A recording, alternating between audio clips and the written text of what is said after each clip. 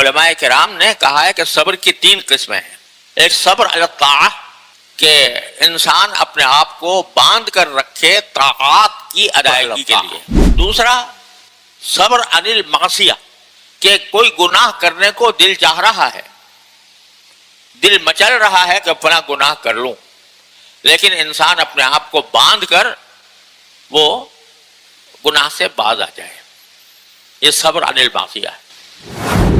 اور تیسری قسم ہے صبر علی المصیبہ کہ کوئی مصیبت پہنچ گئی، کوئی حادثہ ہو گیا، کوئی تکلیف آ گئی تو اس پر صبر کرے. صبر کرنے کا معنی یہ ہے کہ رنج تو ہو، چاہے رنج ہو تو کچھ حرج نہیں ہے، رنج ہونا جو ہے غیر اختیاری ہے، لیکن اللہ کی تقدیر کا شکوہ نہ کرے کہ اللہ تعالیٰ نے میرے ساتھ کیا کر دیا، یہ نہ کرے. بلکہ اگر رونا آتا ہے رو بھی لے، تکلیف کا احساس ہو رہا ہے تکلیف کا اظہار بھی کر دے، لیکن اللہ کی فیصلے پر، اللہ کی تقدیر پر راضی رہے. اس کے معنی ہے، یہ معنی ہے صبر کا. وہاں پر باندھنا، تینوں میں انسان کو اپنے آپ کو باندھنا پڑے.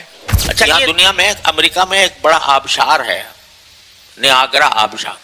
وہ دنیا کا سب سے بڑا آبشار کہلایا جاتا ہے، حالانکہ سب ہے نہیں ادھر سب سے بڑا، لیکن کہلا جاتا ہے اور ساری دنیا اس کو دیکھنے کے لیے جاتی ہے. تو اس میں کیا ہے کہ 3 طرف سے دریا جو ہے بہت شدید رفتار کے ساتھ نیچے گر رہا ہے. ایک ایسا جیسے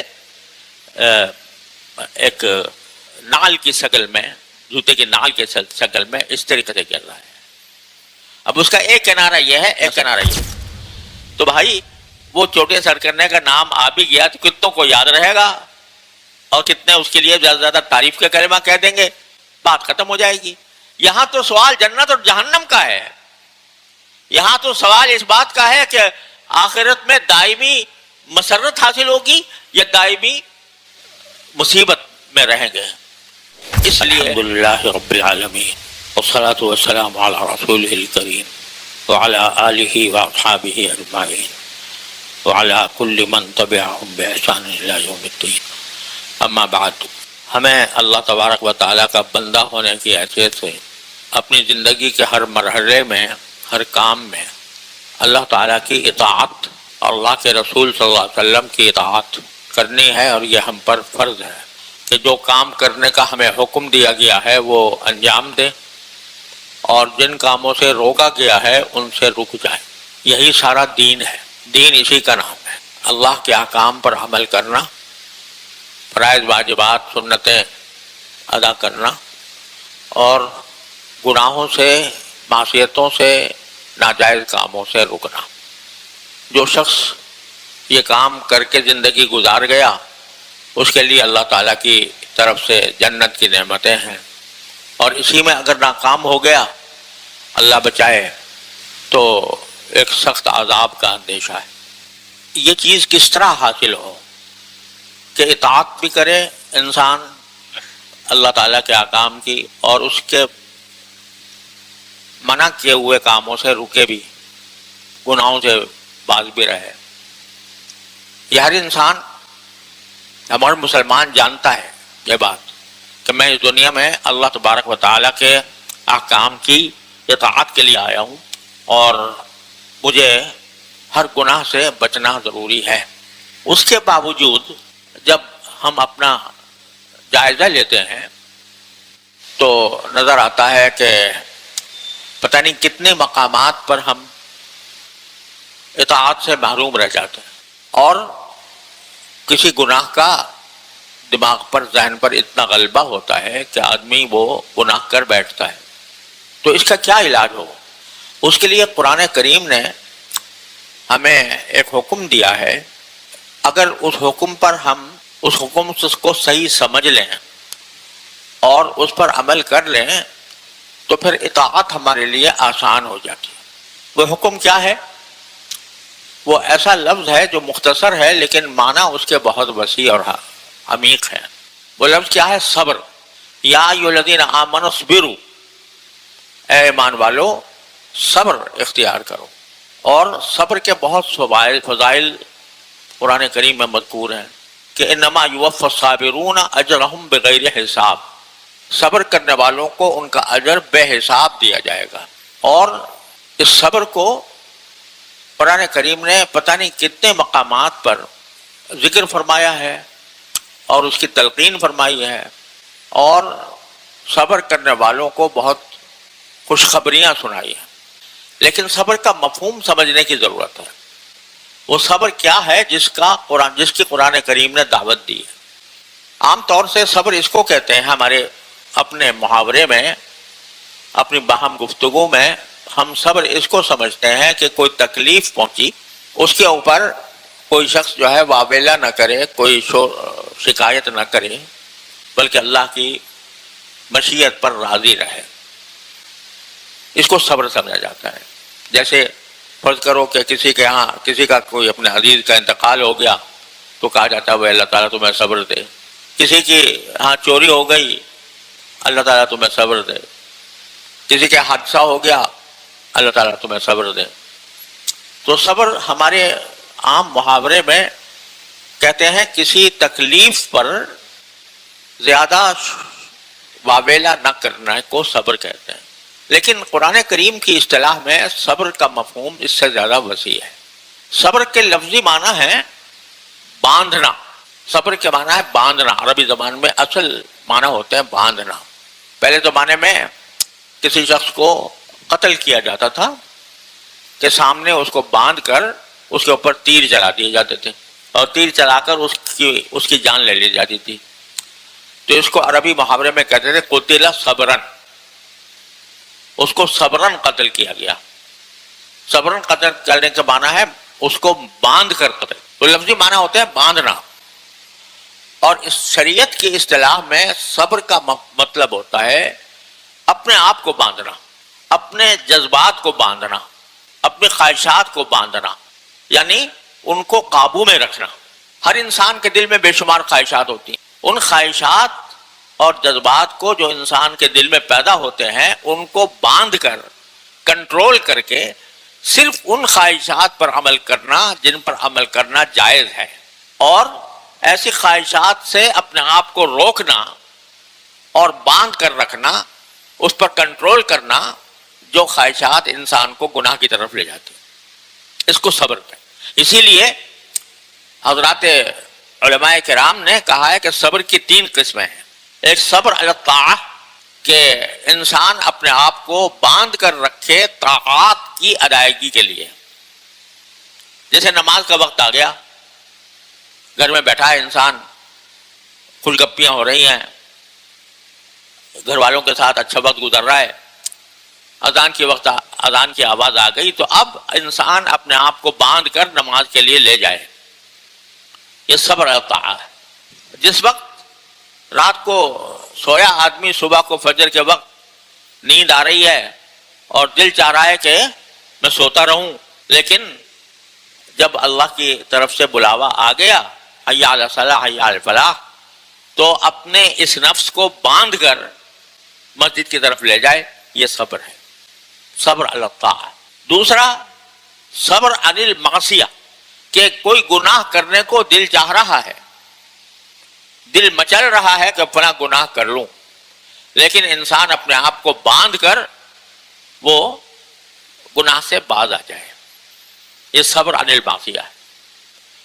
اور تیسری قسم ہے صبر علی المصیبہ، کہ کوئی مصیبت پہنچ گئی، کوئی حادثہ ہو گیا، کوئی تکلیف آ گئی، تو اس پر صبر کرے. صبر کرنے کے معنی یہ ہے کہ رنج تو ہو، چاہے رنج ہو تو کچھ حرج نہیں ہے، رنج ہونا جو ہے غیر اختیاری ہے، لیکن اللہ کی تقدیر کا شکوہ نہ کرے کہ اللہ تعالیٰ نے میرے ساتھ کیا کر دیا، یہ نہ کرے. بلکہ اگر رونا آتا ہے رو بھی لے، تکلیف کا احساس ہو رہا ہے تکلیف کا اظہار بھی کر دے، لیکن اللہ کی فیصلے پر، اللہ کی تقدیر پر راضی رہے. اس کے معنی ہے، یہ معنی ہے صبر کا. وہاں پر باندھنا، تینوں میں انسان کو اپنے آپ کو باندھنا پڑتا. اچھا، یہ باندھنا صرف شریعت کے ساتھ مخصوص نہیں ہے، بلکہ کوئی بھی انسان اپنے آپ کو باندھے بغیر اس دنیا میں زندگی گزار ہی نہیں سکتا. ایک آدمی کہیں ملازم ہے اور اس کو صبح 8 بجے جا کر ڈیوٹی دینی ہے، اور اس وقت نیند آ گئی، اٹھا نہیں جا رہا، کیا کرے گا انسان؟ کیا وہ اپنی خواہش جو سونے کی خواہش ہے اس کو پورا کرے گا، یا یہ کہ اس کے خلاف اس اس خواہش کو دبا کر باندھ کر اس کی خلاف ورزی کر کے اپنے کام پر جائے گا. کیوں جائے گا؟ اس لیے جائے گا کہ اگر یہی حالت رہی میری کہ روزانہ صبح کو میں سوتا رہوں تو کل کو میری چھٹی ہو جائے گی اور میرا روزگار بند ہو جائے گا. تو عام اپنی زندگی میں بھی انسان کو باندھنا پڑتا ہے. اسی طرح کوئی بھی کسی بھی ملک میں انسان رہتا ہو اس ملک کے قانون کی پابندی کرنی پڑتی. اگرچہ دل میں اس کے خلاف خواہش پیدا ہو رہی ہو لیکن قانون ہے تو اس کی مجبوری ہے. وہ چاہے لادینی قانون ہو, کوئی لادینی ریاست ہو جس میں دین سے کوئی تعلق نہیں, لیکن اس قانون کی پابندی کے لیے انسان کو اپنے نفس پر قابو پانا پڑتا ہے کہ میں یہ قانون کی خلاف ورزی کروں گا تو پکڑا جاؤں گا, گرفتار ہو جاؤں گا. تو جس طرح دنیاوی قوانین کے لیے انسان پابندی کرنے کے لیے انسان کو اپنے آپ کو باندھنا پڑتا ہے اور اپنے اوپر زبردستی کرنی پڑتی ہے, خواہشات کے خلاف کام کرنا پڑتا ہے. تو یہی بات اگر اللہ کے احکام کے ساتھ ہو تو اس کا نام صبر ہے. اور یہ صبر جو ہے یہ ایک مرتبہ دل میں پیدا ہو گیا, یعنی انسان نے اپنے ذمے اپنے اوپر یہ طے کر لیا کہ میں اپنے خواہشات کے پیچھے نہیں چلوں گا, ہر خواہش کے پیچھے نہیں چلوں گا, بلکہ صرف اس خواہش کے پیچھے چلوں گا جو اللہ کے حکم کے مطابق ہے تو وہ کروں گا, اور جو اللہ کے حکم کے مطابق ہے وہ نہیں کروں گا. یہ انسان تہیہ کر لے, اور تہیہ کرنے کے لیے اپنے اوپر زبردستی, جب وقت آئے تو اپنے اوپر زبردستی کرے, اس کا نام صبر ہے. اور اسی کو قرآن کریم نے فرمایا کہ جو صبر کرنے والے ہیں ان کا اللہ تعالیٰ اجر بے حساب عطا فرمائے گا, کوئی گنتی نہیں ہے. صدقے کے بارے میں مثلا فرمایا کہ 700 گنا ایک روپیہ بھی صدقہ کرو گے تو 700 گنا اجر ملے گا. اور ہر نیکی کے بارے میں قرآن کہتا ہے کہ جو بھی نیکی کرو گے 10 گنا ثواب اس کا ملے گا. لیکن صبر کا ثواب جو ہے بے حساب ہے, کوئی گنتی نہیں. لہذا کسی بھی مسلمان کو اپنی دینی زندگی گزارنے کے لیے اللہ کے احکام کی اطاعت کے لیے جس چیز کو حاصل کرنا ہے وہ ہے صبر. اپنے اوپر زبردستی کرنا سیکھ لو. یہ زبردستی کرنا سیکھ لو کہ میں اپنی خواہش کو, ہر خواہش کے پیچھے نہیں چلوں گا, ہر خواہش کو پورا کرنے کی کوشش نہیں کروں گا, صرف اس خواہش کو پورا کرنے کی کوشش کروں گا جو اللہ کے حکم کے مطابق ہو. یہ کر لے تو یہ سارا دین کے اوپر عمل کرنا آسان ہو جاتا ہے. دیکھو اس دنیا میں لوگ جو ہیں وہ اپنی خواہشات کے خلاف بہت سے مشکل کام کرتے ہیں, اور مشکل کام کرتے ہیں صرف اس لیے کہ یا تو پیسے مل جائیں یا اس لیے کہ ان کا نام ہو جائے. یہاں دنیا میں امریکہ میں ایک بڑا آبشار ہے, نیاگرا آبشار. وہ دنیا کا سب سے بڑا آبشار کہلایا جاتا ہے, حالانکہ سب ہے نہیں ادھر سب سے بڑا, لیکن کہلا جاتا ہے, اور ساری دنیا اس کو دیکھنے کے لیے جاتی ہے. تو اس میں کیا ہے کہ 3 طرف سے دریا جو ہے بہت شدید رفتار کے ساتھ نیچے گر رہا ہے. ایک ایسا جیسے ایک نال کی شکل میں, جوتے کی نال کی شکل میں اس طریقے سے گر رہا ہے. اب اس کا ایک کنارہ یہ ہے, ایک کنارہ یہ ہے. تو لوگوں نے اپنا نام کرنے کے لیے اس کے اوپر طرح طرح کے کرتب دکھائے ہیں. جب ہم وہاں گئے تھے تو ہمیں ایک کتابچہ دیا گیا جس میں یہ لکھا تھا کہ یہاں پر کس کس شخص نے کیسے کیسے کرتب دکھائے. تو ایک شخص کا مثلا اس میں لکھا تھا کہ اس نے ان دونوں کناروں کے درمیان جہاں بہت رفتار کے ساتھ پانی گر رہا ہے اور نیچے دریا بہ رہا ہے, ان دونوں کناروں کے اوپر رسی باندھ کر چلا, اور رسی باندھ کر اس نے دوسرے کنارے کو عبور کیا, دوسرے کنارے تک پہنچا. اس کا نام ہو گیا کہ اس شخص نے یہ کمال دکھایا کہ اتنے بہتے ہوئے سمندر دریا کے اوپر اس نے چل کر اپنا نام روشن کر لیا. کہ اب کسی دوسرے کو خیال آیا کہ اس کا بھی ریکارڈ توڑنا چاہیے, تو اس نے کیا کیا کہ اپنے سر کے اوپر ایک بوجھ رکھا، بوجھ رکھ کر اس رسے کے اوپر چلا اور چل کر دوسرے کنارے تک پہنچ گیا. اس نے اس کا ریکارڈ توڑ دیا کہ اس نے وہ چلنے کے بجائے بوجھ رکھ کر اس نے نیاگرا کو عبور کیا. تیسرا آیا تو اس نے کہا اس کا بھی ریکارڈ توڑنا چاہیے. تو اس نے کیا کیا کہ ایک آدمی کو اپنے کندھے پر سوار کر کے اور پھر اس نے رسے کے اوپر چلا اور دوسرے کنارے تک پہنچ گیا. اس طرح اس کی پوری داستان لکھی ہوئی تھی کہ فلاں نے یہ کیا، فلاں نے یہ کیا، فلاں نے یہ کیا. اب ذرا آپ سوچو کہ اس رسے پر چلنے کے لیے اس نے کیا کچھ کیا ہوگا، کتنی مشق کی ہوگی. پہلے نیچے تو سمندر وہ دریا ہے نا، اگر وہ رسے پر چلنے کی پہلے اس نے سادہ مشق کی ہوگی زمین کے اوپر، پھر اس کی مشق اتنی کی ہوگی کہ پاؤں پھسلے نہیں، گرے نہیں. پتہ نہیں مہینوں کی سالوں کی محنت کے بعد اس نے وہ رسے کے اوپر عبور کیا. کس لیے؟ کس لیے؟ نام، کہ میرا ریکارڈ میں نام آ جائے کہ میں نے نیاگرا کو عبور کیا تھا. اس غرض کے لیے اتنی محنت اس نے اٹھا لی. انسان کے اندر اللہ تعالیٰ نے اتنی طاقت رکھی ہے کہ وہ جو کام کرنا چاہے اکثر و بیشتر اللہ تعالیٰ اس سے کرا دیتے ہیں مشق کے بعد.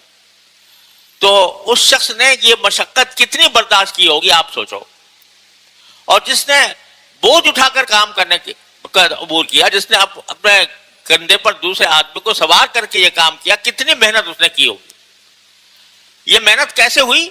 صبر سے ہوئی کہ اس نے اپنی تمام خواہشات کو پس پوٹ ڈال کر یہ تہیہ کر لیا کہ میں جو کچھ بھی ہو جائے گا یہ کام ضرور کروں گا. وہ کرا دیا اللہ نے. اب صرف نتیجہ سے کیا ہے کہ میرا نام ریکارڈ بک کے اندر آ گیا.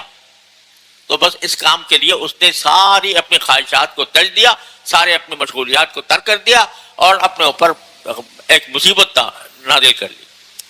اللہ نے کسی بھی ہم جیسے کمزوروں کو کچھ ایسا حکم نہیں دیا کہ تم رستے پر چلا کرو. ہمیں یہ نہیں کہا کہ تم دریا پار کیا کرو اس طرح رستے کے اوپر. چند آسان کام بتا دیے ہیں، وہ کوئی زیادہ مشکل کام نہیں ہے. نیاگرا پر عبور کرنے کا کوئی کام نہیں ہے. 5 وقت نماز پڑھ لیا کرو سب صحیح وقت کے اوپر، اور فلاں کام سے بچ جایا کرو، فلاں کام سے. تو ہمیں جو صرف صبر کا حکم دیا گیا ہے وہ صبر اتنا کوئی مشکل کام نہیں ہے، وہ صرف عادت ڈالنے کی بات ہے. جب عادت پڑ جاتی ہے تو پھر انسان کو اپنے اوپر زبردستی کرنے کی بھی ضرورت نہیں ہوتی.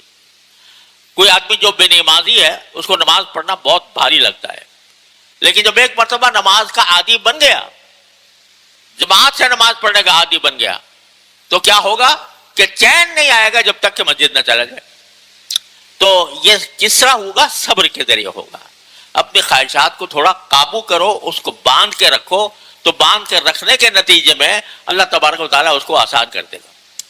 تو ہمیں جو صبر کا حکم دیا گیا ہے وہ کوئی چوٹی سر کرنے کا حکم نہیں کہ ہمالیہ کی چوٹی سر کرو، یا کسی وہ جو ابھی حال میں ہی کوئی چوٹی سر کرنے والے پوری جماعت جو ہے وہ طوفان کی نظر ہو گئی، سب نے جان دے دی.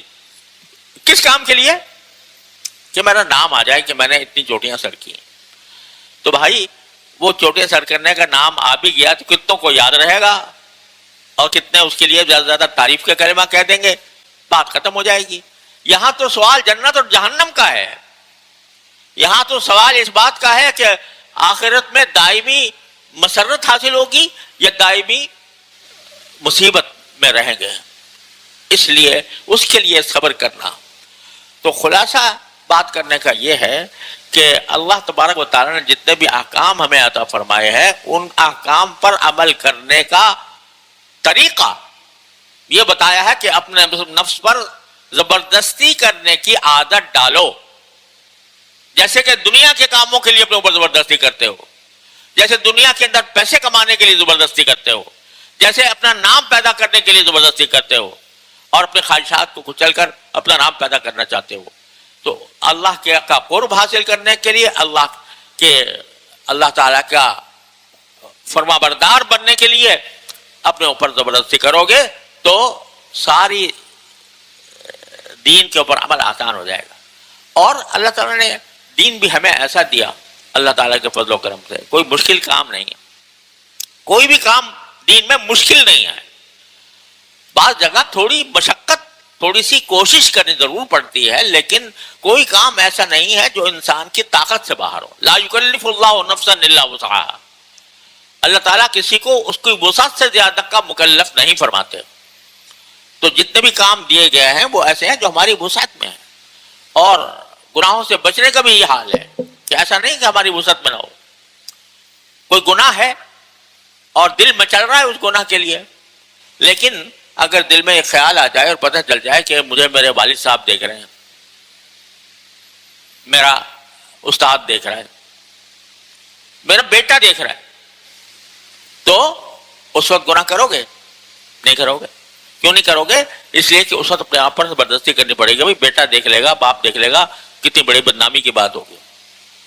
لیکن یہی تصور اگر یہ باندھ لو کہ اللہ دیکھنے والا ہے، اللہ دیکھ رہا ہے، اس وجہ سے اپنے آپ کو ہٹا لو، اس کا نام صبر ہے. اور یہی صبر ہے جس کی ضرورت ہے ہمیں زندگی کے ہر مرحلے پر اپنے آپ کو باندھ کر رکھنے کی.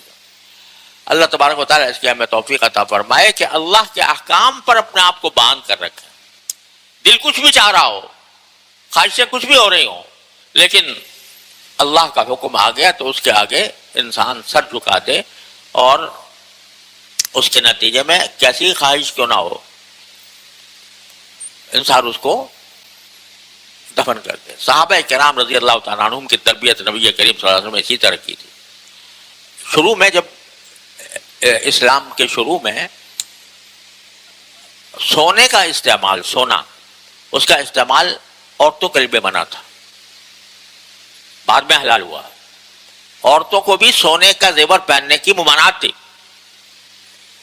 تو ایک خاتون آئی نبی کریم صلی اللہ علیہ وسلم کے پاس، اور انہوں نے سونے کے کڑے پہنے ہوئے تھے، سونے کے کڑے پہنے ہوئے تھے. ان کو معلوم نہیں تھا کہ یہ ناجائز ہے. تو رسول کریم صلی اللہ علیہ وسلم نے فرمایا کہ تم نے جو کڑے پہنے ہوئے ہیں یہ تمہارے آخرت میں تمہارے لیے یہ آگ کے کڑے بن جائیں گے. اس نے کہا یا رسول اللہ کیا اس کا یہ عذاب ہوگا؟ آگ کے کڑے کے بن جائیں گے؟ آپ نے فرمایا. اس خاتون نے اسی وقت سارے سونے کے کڑے اٹھا کر پھینک دیے. یعنی یہ بھی گوارا نہیں کیا کہ جا کے بیچ دیتی کہیں اور اس کا سونا حاصل کر لیتی یا کچھ کر لیتی، پیسہ کر لیتی، پھینک دیا اسی وقت. اور جو حدیث کے روایت کرنے والے ہیں وہ کہتے ہیں کہ پتہ نہیں چلا اس کے بعد کہ وہ کہاں گئے. یعنی اس نے اس کو اٹھا کر بیچنے کی بھی زحمت گوارا نہیں کی. اب ایک عورت ہے، اس کے سونے کے کنگن کی کتنی خواہش ہوتی ہے، لیکن چونکہ نبی کریم صلی اللہ علیہ وسلم کے زبان مبارک سے سن لیا تو اس طرح پھینکے کہ پھر اس کی خبر ہی نہیں لی کہ کہاں گئے وہ. تو یہ صبر سکھایا نبی کریم صلی اللہ علیہ وسلم. بعد میں سونے کی عورتوں کے لیے اجازت ہو گئی تھی، عورتوں کے لیے اجازت ہے سونے کے زیورات پہننے کی. حضور اقدس صلی اللہ علیہ وسلم نے اپنی ازواج مطہرات کو پہنائے، لیکن شروع میں کی بات کر رہا ہوں، شروع میں ناجائز تھا. تو اللہ تبارک و تعالیٰ اپنے فضل و کرم سے یہ احساس ہمارے دل میں پیدا کر دے کہ صبر اللہ کے لیے، اللہ کی رضا حاصل کرنے کے لیے، اس کی خوشنودی حاصل کرنے کے لیے ہم اپنے آپ کو باندھ کر رکھیں تو بس سارا شریعت پر عمل کرنا آسان ہو جاتا ہے. اسی لیے نبی کریم صلی اللہ علیہ وسلم نے دعا فرمائی، اللہم اجعلنی صبورا واجعلنی شکورا. اے اللہ مجھے بہت صبر کرنے والا بنا دے اور بہت شکر کرنے والا بنا دے. تو خلاصہ یہ ہے کہ اس پر ہمیں اپنا جائزہ لینا چاہیے کہ ہم کس حد تک اپنے نفس کو اطاعت خداوندی کے لیے باندھے ہوئے ہیں یا نہیں ہیں. جہاں نہیں ہیں تو اس کو باندھ کر رکھنے کی کوشش کریں، کیونکہ موت پتہ نہیں کس وقت آ جائے اور اللہ تبارک و تعالیٰ کے ہاں حاضری ہو اور اس کے نتیجے میں ہمیں کہیں عذاب بھگتنا نہ پڑے.